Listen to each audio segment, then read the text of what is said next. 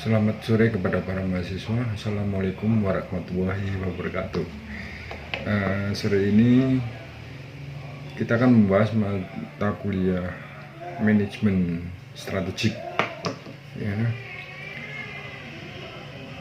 Dalam pembahasan ini yaitu bab 1, yang akan dibahas adalah pertama adalah sinopsis, kedua adalah pemahaman dasar strategi, ketiga adalah esensi konsep strategi dan manfaat strategi.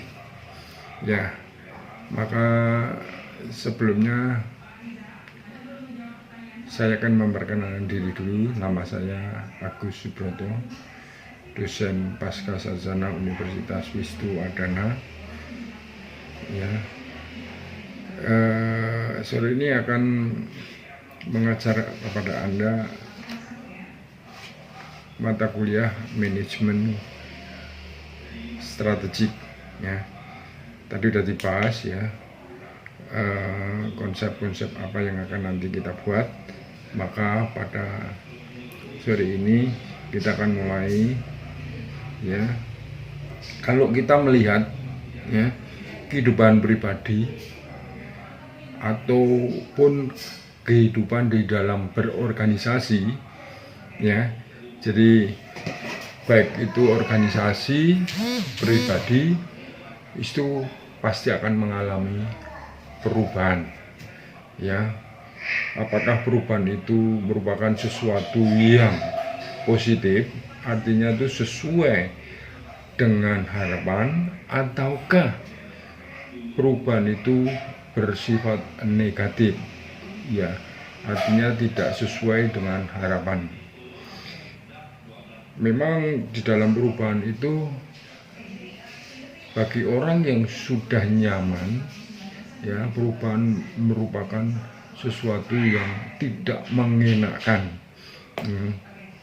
Jadi tidak hanya orang pribadi atau apapun ya, organisasi pun juga tidak jauh berbeda ya. Kenapa terjadi perubahan di dalam organisasi atau bisnis? Ada beberapa masalah ya, ada beberapa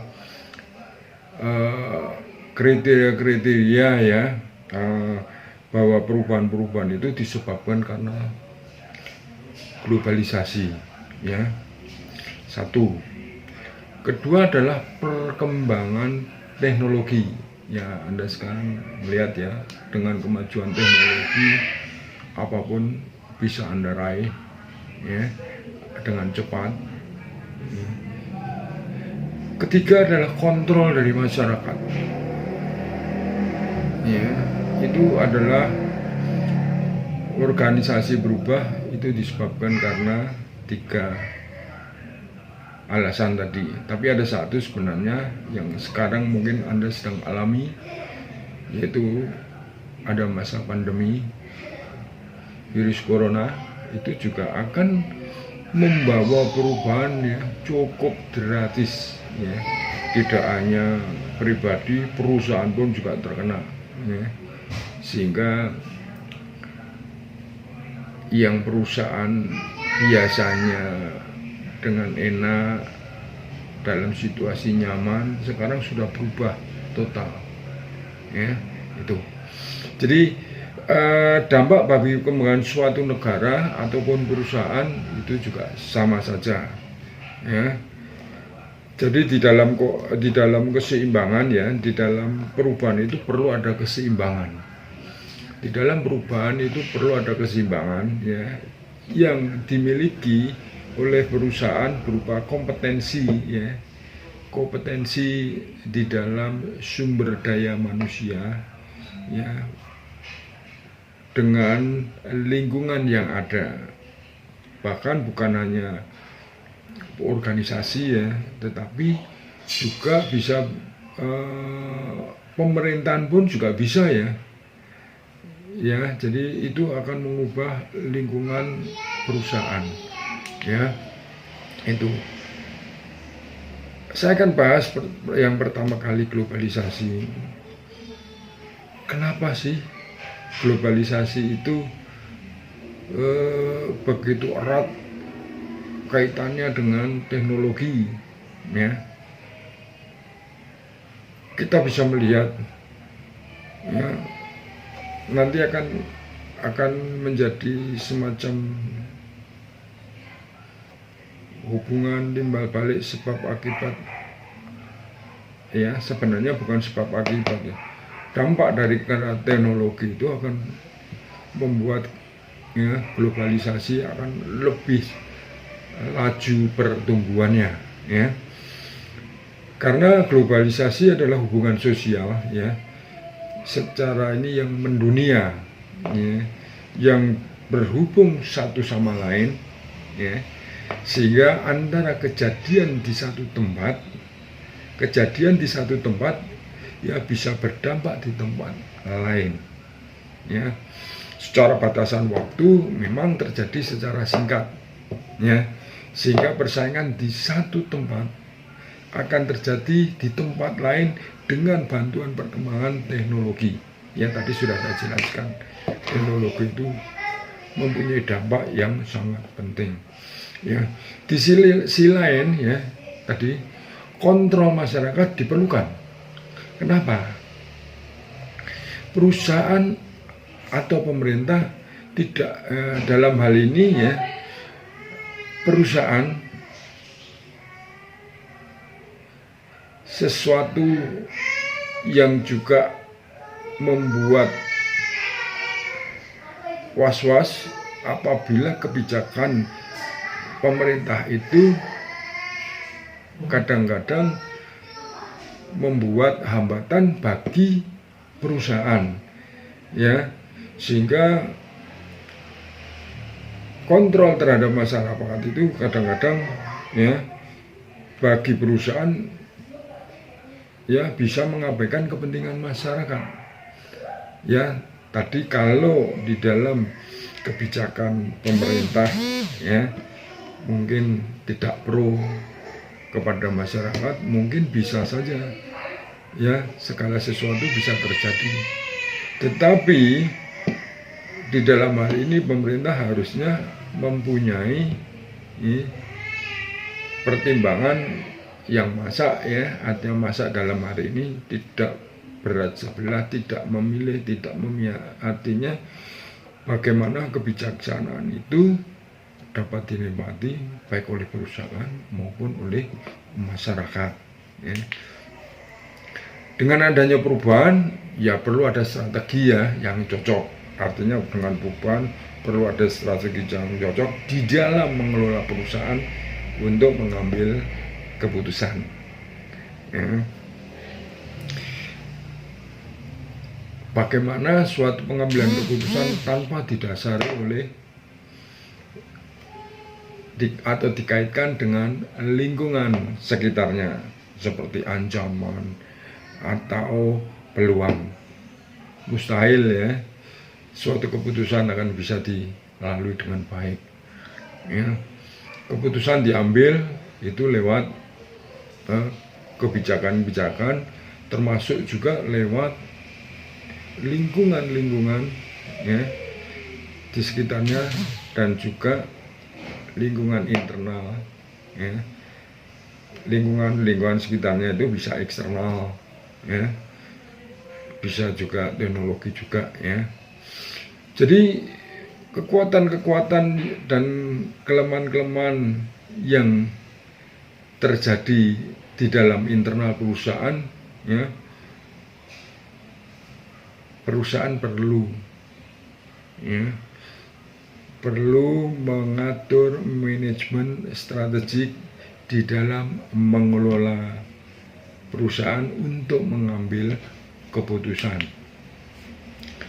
Di sisi lain, ya, banyak suka perubahan, namun, ya, di sisi lain lah, adanya atau banyak orang yang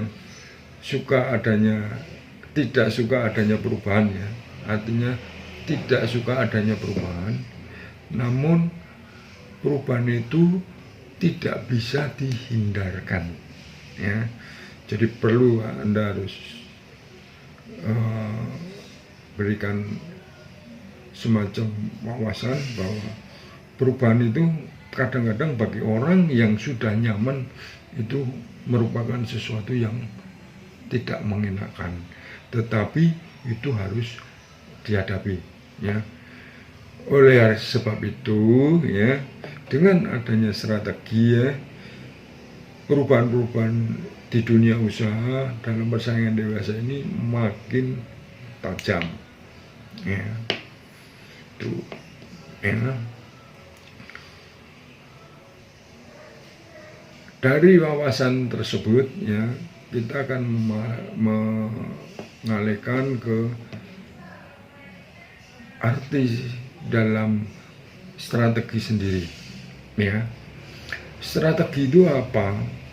Kalau di dalam militer, ya, kegiatan menyusun strategi itu dipopulerkan, ya, dipopulerkan dulu oleh militer, ya, atau dalam kegiatan militer atau dalam aktivitas militer. Dalam kegiatan, kata strategi berarti sebagai rencana, mengalokasikan dan menggunakan pasukan dalam peralatan militer, ya. Itu kalau di medan perang tentu ada gunanya mencapai tujuan yang tertentu, ya. Sedangkan strategi sendiri, ya, itu adalah sekumpulan tindakan-tindakan yang dirancang, ya, tindakan-tindakan yang dirancang untuk menyelesaikannya atau untuk menyesuaikan antara kompetensi perusahaan dengan tuntutan lingkungan eksternal suatu industri. Apa kompetensi perusahaan? Ya, kemampuan sumber daya manusianya, kemampuan teknologinya, itu yang dipunya oleh perusahaan, ya. Jadi harus ada, ya, menyesuaikan apakah kompetensi atau sumber daya manusianya sudah sesuai dengan harapan atau dengan situasi kondisi yang sekarang, ya, dengan adanya tantangan, ya.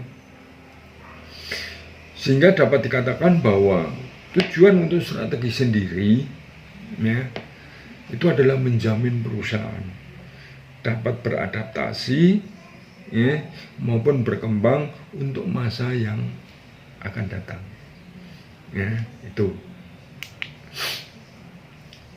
apa sih kendalanya di dalam menyusun strategi? Adalah komitmen internal perusahaan, ya. Kalau kita sudah menyusun strategi, jangan dalam hal ini ada perubahan sedikit, ya, komitmennya sudah berubah, itu. Sedangkan menurut Porter, ya, makna daripada terpenting dari pemahaman strategi sendiri adalah sebagai pengambilan tindakan yang berbeda-beda, ya, tindakan yang berbeda-beda dari perusahaan pesaing dalam satu industri, ya, untuk mencapai posisi terbaik. Artinya apa? Bahwa perusahaan di dalam satu industri yang berbeda, ya, dengan adanya yang lain, strateginya pasti akan lain, ya, itu. Jadi strategi pun bukan hanya asal mengambil keputusan, ya, tetapi strategi itu juga harus terintegrasi. Artinya terintegrasi itu dengan seluruh internal di dalam perusahaan harus diikut sertakan. Jangan hanya bawanto, ya, sedangkan atasan tidak, atau atasan saja tapi tidak sampai ke bawahan, ya. Strategi itu dirumuskan untuk merealisasi, ya. Strategi dirumuskan untuk merealisasi visi dan misi perusahaan, ya. Jadi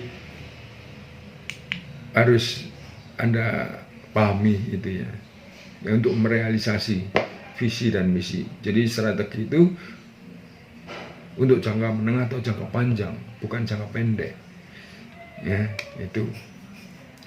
Jadi tadi sudah dijelaskan bahwa apa arti strategi, ya. Sekarang apa sih esensinya konsep daripada strategi itu apa? Esensi konsep strategi,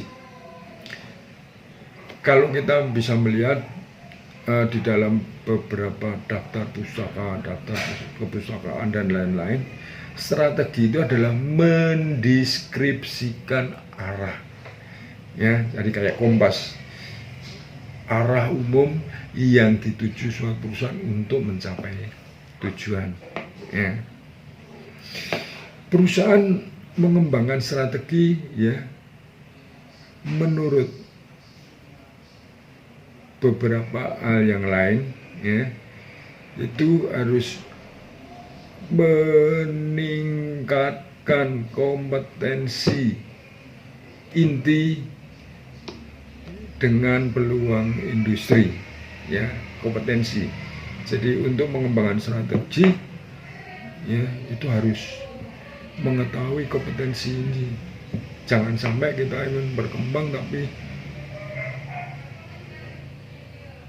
karyawan atau sumber daya manusianya ya tidak mencukupi untuk bersaing dengan eksternal perusahaan, ya. Strategi digunakan khususnya, ya, oleh eksekutif, ya, untuk mengevaluasi keunggulan dan kelemahan, ya. Keunggulan dan kelemahan yang dikaitkan, ya, dengan ancaman dan peluang dari lingkungan, ya. Selanjutnya, ya, menurut Pearce and Rubin, ya, Pearce and Robinson, ya, itu ada 3 level, ya, 3 level, yaitu 1 corporate level, jadi level corporate, ya. Kedua adalah business level, dan ketiga adalah functional level, ya. Jadi di dalam level-level tersebut, ya, pengambilan keputusan itu bisa lewat level corporate atau bisnis atau fungsional, ya. Dalam satu level corporate, ya, komposisinya kan terdiri board of director, kan, ya, board of director, chief executive, and administrative officer, ya. Itu pada level corporate, yang komposisinya adalah tersebut. Apa tanggung jawabnya? Ya, meningkatkan kinerja khususnya keuangan, ya, atau non keuangan, seperti katakanlah citra perusahaan, dan memenuhi tanggung jawab sosial perusahaan. 3 level strategi tersebut membentuk hierarki, ya, hierarki dalam perusahaan, ya, secara erat dan berkelanjutan, ya, harus diintegrasikan demi kesuksesan perusahaan, ya. Ya, ini adalah hierarki strategi. Anda bisa melihat, ya, pada hierarki ini, yang paling atas adalah kantor pusat perusahaan, ya. Ini hierarkinya disebut corporate atau business level, ya. Untuk yang tengah itu adalah unit bisnis strategik, ya, itu strategik bisnis, ya. Sedangkan yang bawah ini adalah strategik fungsional, fungsi dari setiap operasional perusahaan, yaitu produksi, keuangan, pemasaran, ya, dan lain-lainnya. Ini adalah merupakan strategik fungsional. Jadi antara strategik bisnis level, strategik bisnis, ya, dan strategik fungsional itu harus terintegrasi, ya. Jadi kalau masing-masing berdiri sendiri itu akan menjadi kendala. Selanjutnya akan saya jelaskan, ya, dari 3 level tadi, yaitu adalah corporate level, yaitu gambaran secara menyeluruh, ya, tentang perusahaan, sikap perusahaan secara umum, ya, terhadap pertumbuhan, ya, manajemen dan bisnis, baik itu produk maupun jasa, ya. Tuh. Dari dalam corporate level itu penekanannya pada arus keuangan. Satu. Kedua adalah hubungan antara kelompok utama di dalam lingkungan perusahaan. 2. Strategi perusahaan ini merupakan salah satu pengambilan di dalam, ya.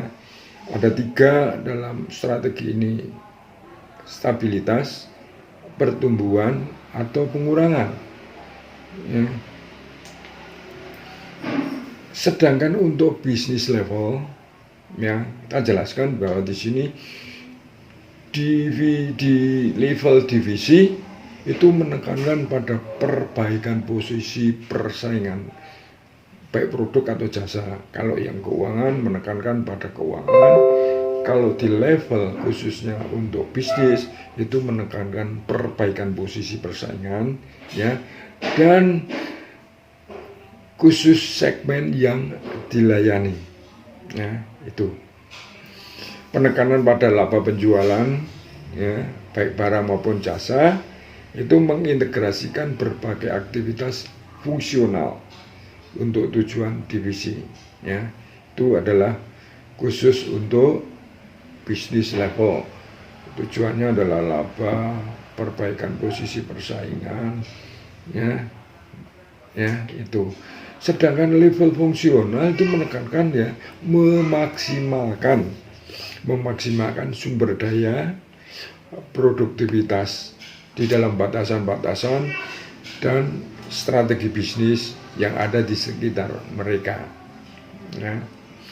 Adanya aktivitas maupun kompetensi guna meningkatkan, ya, perbaikan kinerja, sama, ya, yang tadi adalah khusus untuk level bisnis itu juga perbaikan kinerja, ya, menambah atau meningkatkan penjualan dengan cara menambah pelanggan potensial, ya. Implementasi tersebut harus terinteraksi, ya, berinteraksi dengan internal perusahaan secara lebih bagus, ya. Pelaksanaan hierarki strategi dari satu perusahaan dengan satu perusahaan lain akan berbeda. Pada intinya, ya, perencanaan strategi di dalam suatu perusahaan itu terjadi bisa lewat 3 level alternatif. 1. Perencanaan strategik top bottom. Kedua, perencanaan strategik bottom up. Dan ketiga adalah pendekatan interaktif. Apa sih perencanaan strategi bottom up? Ya, itu adalah proses perumusan strategi dari level corporate lebih tinggi ya, untuk diimplementasikan ke level divisi dan level fungsional ya. Perumusan strategi akan dirumuskan khususnya strategi yang ada hubungannya dengan level corporate. Jadi saya ulangi bahwa proses perumusan strategi dari level corporate dan mengizinkan level divisi dan level fungsional untuk merumuskan ya. Jadi dari corporate itu dirumuskan sesuai dengan perumusan divisi atau fungsional ya, untuk diimplementasikan lewat level ya. Perencanaan strategi bottom up dari bawah ke atas, di mana usulan itu kan dari bawah ya, usulan ya dari level divisi atau fungsional ya, mengawali proses perumusan strategi. Sedangkan pendekatan interaktif ya, perumusan strategi dianggap tidak sepenting hasil interaksi ya antar level ya. Apa sekarang manfaatnya dari strategi itu?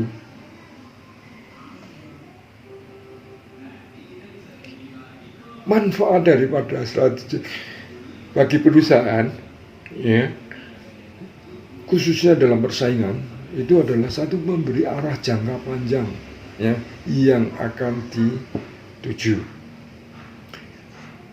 Apa memberi arah jangka panjang? Jangka panjang tidak hanya setahun, 2 tahun, 3 tahun, bisa 5 tahun ya. Kedua adalah membantu organisasi dalam mengadaptasi perubahan-perubahan ya.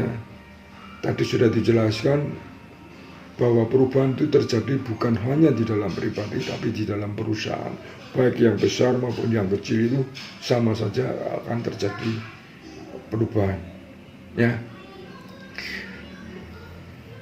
Keempat adalah mengidentifikasi keunggulan komparatif.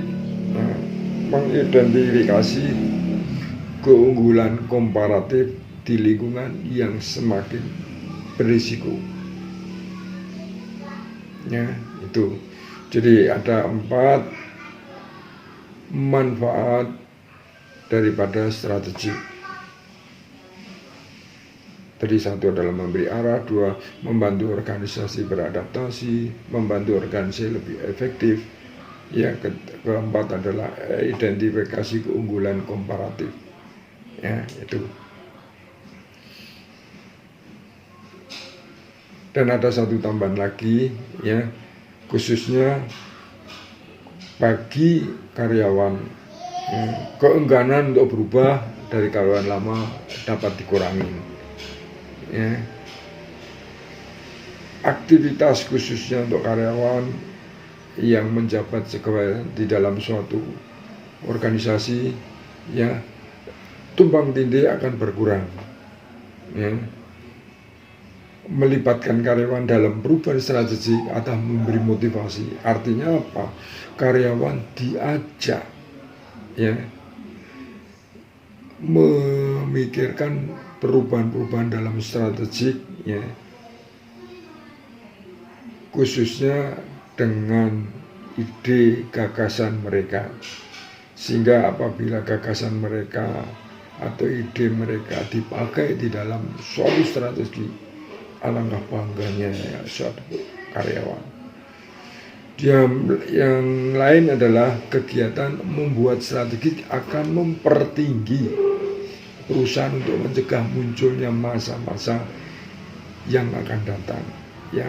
Membuat kegiatan pembuatan strategi atau mempertinggi kemampuan perusahaan, karena perusahaan sudah mempunyai pengalaman di dalam ya pembuatan strategi karena ada perubahan-perubahan yang muncul dari lingkungan-lingkungan perusahaan, ya, dalam industri itu, ya, itu.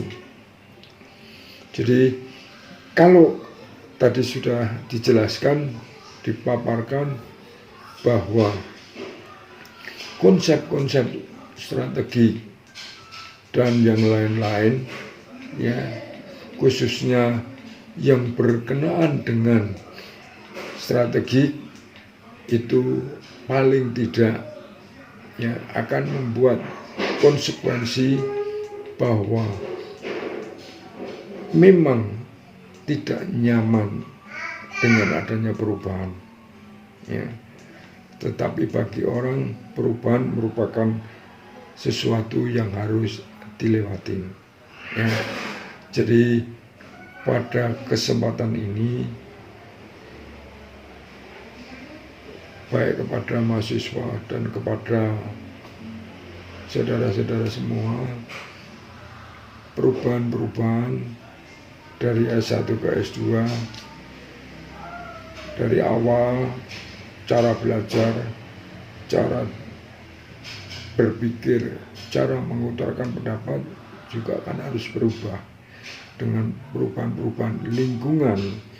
Tadinya adalah lingkungan S1, sekarang bisa lingkungan pasca, pasti akan ada perubahan, ya. Itu saja.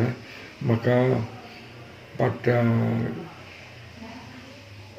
kesempatan ini akan saya akhiri mata kuliah ini dan akan kita lanjutkan untuk 2 minggu yang akan datang, ya, khususnya untuk manajemen strategi. Namun apabila Anda pertanyaan, ya, Anda bisa menulis atau bisa email ke saya atau melewat WA, saya akan jawab. Mungkin minggu depan kita akan belajar bisa lewat Zoom, ya. Jadi karena keadaan mendesak, saya baru dapat 2 hari yang lalu, ya, jadwal, dan beberapa mahasiswa ada satu yang masih belum punya nomor, sehingga Zoom akan kita undur sementara, mungkin 2 minggu lagi akan kita mulai, ya. Jadi saya ucapkan selamat sore, wassalamualaikum warahmatullahi wabarakatuh.